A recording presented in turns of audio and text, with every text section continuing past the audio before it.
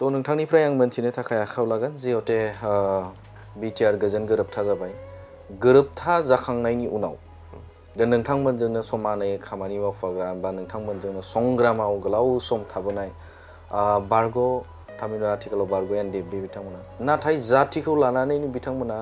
जेलाव संग्राम खालामबाय थादों जेलाव हाबनानै जेलाव थानानै बिथांमोना जोबथेसालियाव थानानै बिथांमोना दिनैसिमबो बै सिगाङाव मावबोनाय जे साजा बे साजाखौ थामहिनबा बिथांमोना संग्राम खालामनायनि जातिनि थाखाय बावसोमनाय बे बावसोमनायखौ दिनैनि खालारावबो बिथांमोना जेलाव लाबाय थानो गोनां जादों गोबाङानो सानदोंमोन जे एनडिएफबि थामहिनबानि बे एकर्ड थामथि गोरोबथा गोजोन गोरोबथा जाखांबाय बे गोजोन गोरोबथा जाखांनायनि उनाव एनडिएफबिफोरा उदां अख्राङाव फैनांगौ होननानै बुंदों नाथाय नोंथांमोननि गायसनगिरि आफादगिरि बिथां रन्जन दैमारियाबो दिनैसिम उदां अख्राङाव फैनो हायाखै बेनि अनगायैबो गोबां एनडिएफबिफोरा दिनैसिमबो जेलाव दङ बेनि थाखाय मा बेबस्था खालामदों थामहिनबा नोंथाङा जिहेतु एनडिएफबिजों रिलेटेड थानानै खामानि मावबाय थादों सरकारावबो नोंथाङा दङ दा बे समाव माबायदि खामानि सोलिबाय थादों दा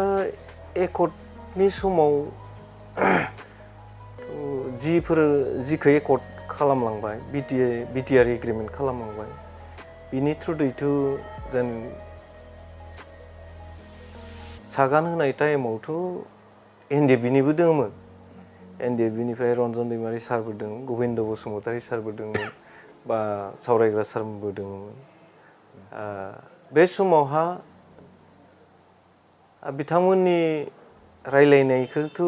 बोरैजाय गभर्नमेन्टजों रायलायदों माबोरै सुस्रांलांनो एनडिएफबिनि दा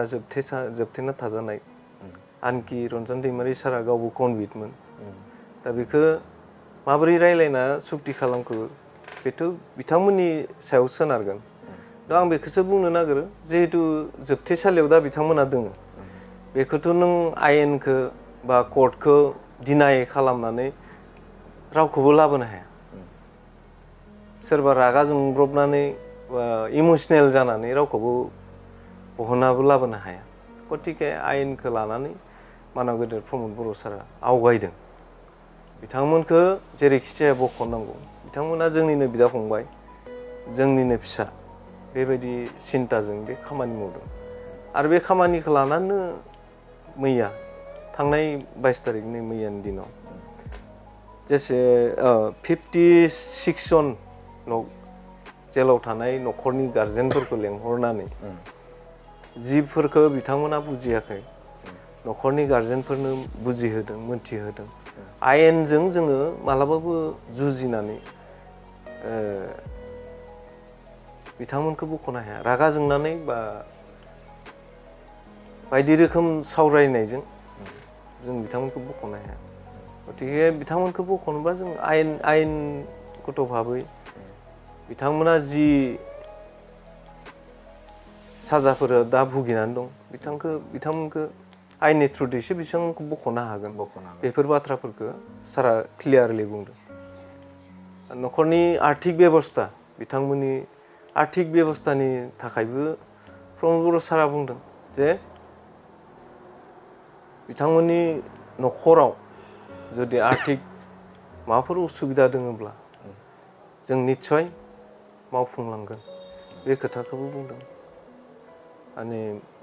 सोरबा बेखौनो लानानै बायदि रोखोम पलिटिक्स बानायनो हागौ खिन्थु बे पलिटिक्स बानायबाय थानायनि खोथा नङा जोबथेसालियाव थानाय सोद्रोमाफोरनि न'खरफोरखौ लोगो हमनायाव सोरबा दैदेनगिरिया बेयाव आरो गुबुन सोरबाया पलिटिक्स बानायनांगौ खोथा नङा सानो मानसिफ्रालाय गोबाङानो बुंगोन गोबाङानो सानगोन बावैसो सिगाङाव जोंबो निउसफ्रावबो नुदों सोरबा माने सिङावबो गैया सायावबो गैया ओरैनो गोजावलाबायनाय मेथ'खाफोर बायदि थानानै बायदि रोखोम बाथ्रा बुंनायखौ जों नुनो मोनदों जे प्रमद बर' सारखौ दिल्लीयाव थांनानै जोबथेसालियाव थानायफोरनि बा बेफोरखौ होबथानो थाखाय बिथाङा थाङो होबथायो बेफोरबायदि बाथ्राखौ जों निउस मिडियानि गेजेरजों नुदों खिन्थु बे नङा जे बिथाङा होबथानो सोर सासे बिबान गोनां बिबानगिरि दैदेनगिरि बेथ' नों आंनि बिदा फंबायखौ होबथानोलाय सोर माने जेलनिफ्राय बख'नो नागिरनायखौ बा हमनानै ला जाय बिथांमोना एनडिएफबिफोर दं बिथांमोना जेलनिफ्राय गगोन बा बख'नो नागिरनायखौ प्रमद बर'आ लाखिना दोनदों बे बाथ्राखौ बुंदों नामा? बे बाथ्राखौ बुंदों खिन्थु प्रमद बर' सारालाय बेखौलाय होबथानो सोर बे गावनिनो बिदा फंबाय बेखौलाय मानो होबथानो दिनै जानला मानला बाथ्राखौ बुंबाय थायोब्लाथ' जानाय नङा सिङाव हाबनानै बुंफै सिङाव हाबनानै माव जि मावनांगौ आरो बुंनांगौब्लाबो सिङाव हाबनानै बुं दिनै अथ' एनडिएफबिनि जेंनाफोरनि सायाव बाथ्रा बुङो इम'सनेलखौ दिन्थियो दुखु फोरमायो खिन्थु सोर साबसेया एनडिएफबिनि न'खराव हाबनानै नायदों दिनै जायफ्रा बुंदों आं बेखौसो बुंदों दे हल एनडिएफबिखौ आं बुङाखै जायफ्रा बेफोर बाथ्राखौ बुंबाय थायो बेफोर मानसिखौसो आं बुंदों जे माने आयेननि बेबस्थानि सिङाव हाबनानै बाथ्रा बुंनाया मोजां जानला मानला एकदम मेथ'खाफोर बायदि सायाव दै सायाव गोजावलाबायनानै थानाय बेबायदिहै लांबाय थायोब्लाथ' जानाय नङा दा हाबनानै नायदायो सोर एनडिएफबिनि न'खरा मा अबस्था जानानै दं जोंथ' नुदोंना जों हाबदोंबो जों बिथांमोननि माखासे आर्थिक बेबस्था बा थांना थानायनि माबा मोनसे बाबो खालामनानै जों होलांनायनि सिन्थाखौ लादों गावनि जे गैयाब्लाबो माबा मोनसे खालामना होलांनो हायो नामा जों बे सिन्थाखौ खालामदों दायो खिन्थु बिथांमोना जिफोरखौ बाथ्राखौ बुंदों प्रमद बर' सारा बिदि खालामनो हानाय मानसिबो नङा जे जेसेबां हायो बियो मोजांखौ खालामनो थाखाय दा नाजागासिनो दङ जेल सिङाव थानायफोरनि बिथाङा जि मैया लोगो हमनानै जिफोरखौ आसा होदों आसा खालामदों जोङो जे बिथांमोना लासैब्लाबो गबोगोन आरो बिथांमोननि जि न'खर गारजेनफोरखौबो जों बेखौनो बुंदों जे फोथायनांगोन फोथायलायनायनि गेजेरजों जों खामानि मावलांनांगोन नङाब्ला बे मालाबाबो जाफुंनाय नङा गतिके फोथायनाय गैयालासे जुदि नों गुबुन गुबुन रोखोमजों बाथ्रा बुंलांबाय थायोब्लाथ' बे जानाय नङा जों दा दिनै सिङाव हाबनानै बुजिदों सोरखाराव थाफानानै सिङाव हाबनानै बिथांमोनाबो जुदि गावसोर साबजानाय मोनाखैबा बुंफैना प्रमद बर' सारा नेनानै दोङो फै रायलायफै बुंफै बबे खेथ्रआव जायाखै माया जायाखै बुंफै मा खालामनांगौ बुंफै निउसाव गाबख्रावबाय थाबाथ' जानाय नङा जानला मानला बुंबाय थाबाबोथ' जानाय नङा मावदों मावाखै बिथांनाव सोंफै बिथांनियाव बुंफै रायलायफै बेखौ बुंजानायखौ जों लुबैयो आरो खिन्थु नंनायनि नङिनि माने बाथ्रा बानसावलाबाय थागोन बेबायदिजोंबा हले जानाय नङा मोजांखौ सिन्था खालामदोंबा मोजां मोनसे परिबेसखौ लानानै लोगो हमनानै बिथांजोंबो मोजां रायलायफै दा बेवहाय मोनसे सोंथि जाखांदों इसिबां गोबाव थाबाय एकर्ड जाखांनायनि उनाव जुदि नोजोर होयोब्ला 4 बोसोराव दिनै रानिं सोलिबाय दं बा दिनै सोलिबाय दं दा बेहाय एनडिएफबि न'खरनि बाथ्राखौ नोंथाङा जिहेतु बुंदों जाय जेलाव दङ बिथांमोननि न'खरनि आर्थिक अबस्थाया माबायदि बिथांमोनखौ बख'नो थाखाय सरकारा मा इनिसियेटिभ लादोंना नाथाय नैबे समाव जिहेतु लकसभा बिसायख'थि बा बिसायख'थिनि दा सम जाबाय दा बे समाव रायज्लायनायखौ रायजो राजाफोरा बुंदों जे बियो राजखान्थियारि मोनसे प्रल'भना मोनसे राजखान्थियारि मोनसे एजेन्डाखौ लानानै बे समाव प्रमद बर'आ जायबा जेलाव थाग्रा 52टा न'खरनि बिगोमाजों सावरायदों होनना बुंदों बे बेलायाव जुदि बेखिनि बाथ्राखौ जुदि पलिटिक्सल' सानबाय थायोबा गासैखौबो जुदि पलिटिक्स माबायावल' लांबाय थायोब्ला बेबायदिबाथ' रावखौबो लोगोबो हमथावा हमनानै ला फैगौ नैबे एमपि इलेक्सन जोबनायनि उनाव हयथ' एमसिएलए इलेक्सन फैगोन बे टाइमाव लोगो हमबाबो जुदि पलिटिक्सनि थाखाय होनना बुङोब्ला जेबो नङा बियो बे जायफोर एगेन्स्ट पार्टिफोर दङ बेफोर बुंलाबायनो हागौ खिन्थु प्रमद बर' सारा मैया जि लोगो हमदों बे मालाबाबो पलिटिक्स नङा जोंखौ थोंजोङै बुंदों थोंजोङै जों खामानिखौ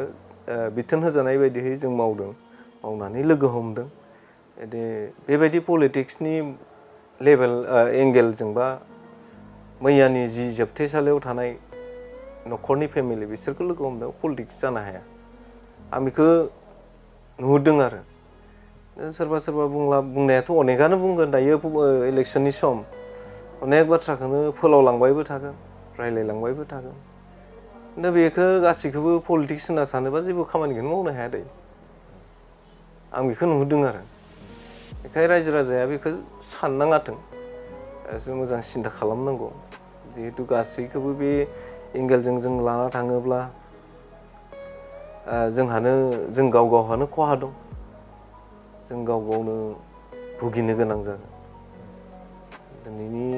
बे गोलाव सम जेलाव थानायनि बाथ्राफोराथ' दानिल' नङा जोङो सिन्था खालामबोबाय थादों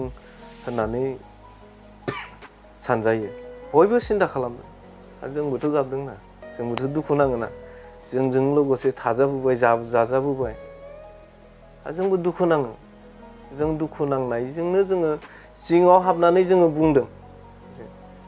सावरायदों जे बिथांमोनखौ बख'नायनि राहाखौ थाबैनो लानांसिगौ जों बेफोरखौ बुंदों आरो बिथांनिफ्रायबो जेसां हायो थाब मावनायनि राहा लामाखौ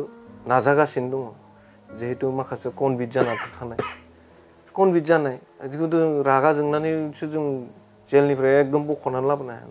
आयेनजों खारगोन बेयो आयेनजों लासै लासै बख'जागोन बे बाथ्राखौ सिन्था खालामनांगौ आरो नंगौ नोंथांनिफ्राय आङो मोनथिबाय आं मोनथिबावनो नाजागोन जे एकर्ड जाखांनायनि उनाव गजानोखौ लुबैदोंमोन जिहेतु एनडिएफबि बिथांमोनखौ जाहोना मा जे बिथांमोना गयनि गुबै जाहोनखौ मा होननानै सानो नोंथाङा नंगौ बयबो एकर्ड जानायनि गेजेरजोंनो गजानायखौलाय बयबो लुबैदोंमोन खिन्थु बेवहाय आं दहायबो बुंखाबाय सिगनेटरि हिसाबै एनडिएफबिनिफ्रायबो दं एनडिएफबियाथ' बेखिनिखौ गावसोरबो सिन्था खालामनो हाखानांगौ जों मा अबस्थायाव दं जोंहाबो दाबो केस दङ ना केसफोरा माबोरै उइथड्र जागोन माबोरै जों जेनेरेल एमनेस्टि मोनगोन बेफोरखौ बिथांमोना गावसोरबो बुंनांगौमोन गावसोरबो साननांगौमोन साइनखौथ' होनाया सोरबा सासेल' होआखै दायो गासिबो जोंनि एनडिएफबिनिफ्राय खैथा दं मोनब्रै प्लास इउपिपिअ एबसुनिफ्राय थाबाय दा बेबायदि हिसाबै हाग्रामा महिलारियाबो सिगनेसार होदों हाग्रामा महिलारि बिथाङाबो सिगनेसार होदों साखि हिसाबै दा बेवहायनो बयबा नङा बयबा मोनसे बिथिङाव जाय बिथांमोना एकर्ड खालामदोंमोन थामहिनबा बै एकर्डआव जाय बिथांमोना सिगनेसार होदोंमोन दा बिथांमोनानो जे रन्जन दैमारिखौ बख'नायनि बेलायाव जाखिनि एकर्ड खालामदों बे एकर्ड खालामनायनि गेजेरजों जे बिथांमोना कनभिडेन्ट सिगाङावनो बिथांमोना साजा मोनखांबाय खिन्थु नैबे बेला एकर्डनि उनाव गथारनांगौ होननानै मोनसे खालामनाय बा निस्सय मोनसे जागौमोन होननानै नोंथाङा सानो नामा जे हमना ला बे एकर्डनि गेजेरजों बिथाङा थारला बा जिखिनि जेलाव दङ बेखौ गनायनि थाखाय राहा लाबोनो हायोमोन नामा दा बे बुस्थुखौथ' बिथांमोनानो सिन्था खालामनांगौमोन जायफ्रा कनभिट जानानै दं जोबथेसालियाव थानानै दं बिथांमोनानो जिहेथु जों दैदेनगिरि मुरबि दैदेनगिरि हिसाबै बिथांमोनानो सिन्था खालामनांगौमोन सिगनेसारा गावबो साराबो होदों रन्जन दैमारि साराबो होदों सिगनेसारखौ दा बिथांमोना बुजिनांगोन आं कनभिट एजे आं मा खालामनाया मोजां साराबो साननांगौमोन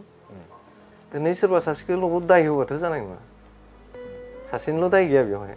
दा कनभिट हिसाबै जेसेबां जोबथेसालियाव दङ बिथांमोना गनांगौब्ला सिन्ताखौ निस्सय खालामनांगौमोन आरो जाय बिनि आगदा आगसि थाग्रा बिथांमोनाबो बुजिनांगौमोन मा खालामनाया मोजां दाथ' एकर्ड जालांबाय बिथांमोना जेलाव दङ दा बेखौनो बारे सोरखौबा दाय होबाय थाबाथ' जानाय नङा नंगौ थिगानो एकर्डनि गेजेरजों बिथांमोना जेनेरेल एमनेस्टि मोननांगौमोन आरो बिथांमोना साफ्रोमबो गनांगौमोन आं बेखौ लुबैदोंमोन बिथांमोना दा जेलाव दङ जेलाव थानाय हिसाबै बै समाव खालामखानो हायियाव जों बेसेबांखिनिखौ दा भुगिनांदों भुगिनांदों सोरबा सासे सानैनि खोथा नङा बियो जों दिनै बयबो भुगिनांगोन जों बाहेरायाव दङब्लाबो जोंबो दुखुब्रा जोंबो बोरैबा मोनखाङो सानोब्ला मालाबा माने सानो बिसोरखौ माबोरै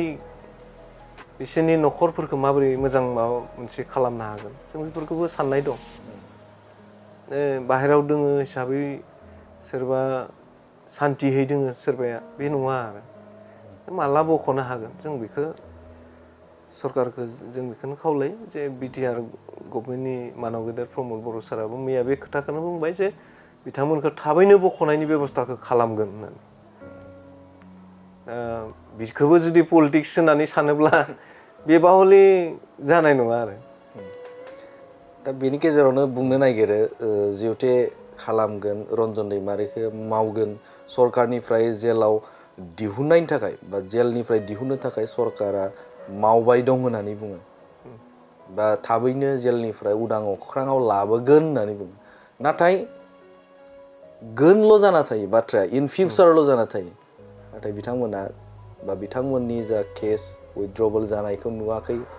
बै बाथ्राखौ बुंनो नागिरो